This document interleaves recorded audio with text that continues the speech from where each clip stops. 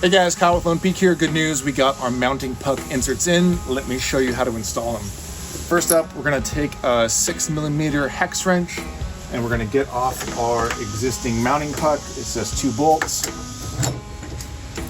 And this is what we're replacing with a plate to make it more sturdy.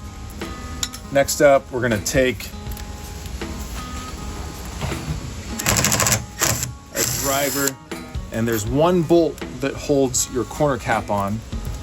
With a 6mm hex wrench, we're gonna use this and we're gonna lever out towards the side of your truck.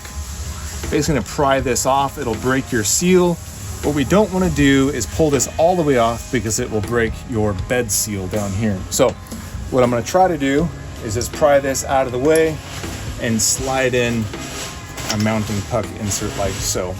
And you're gonna put in 2 of these guys.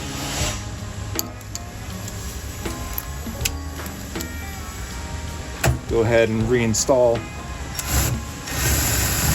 the corner cap like new.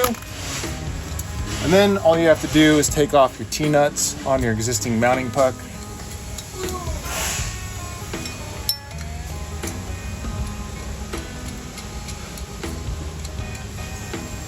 And reinstall your mounting puck.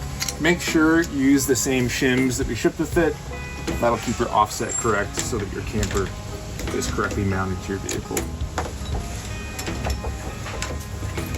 Our torque spec for these bolts is 100 inch-pounds going into the camper.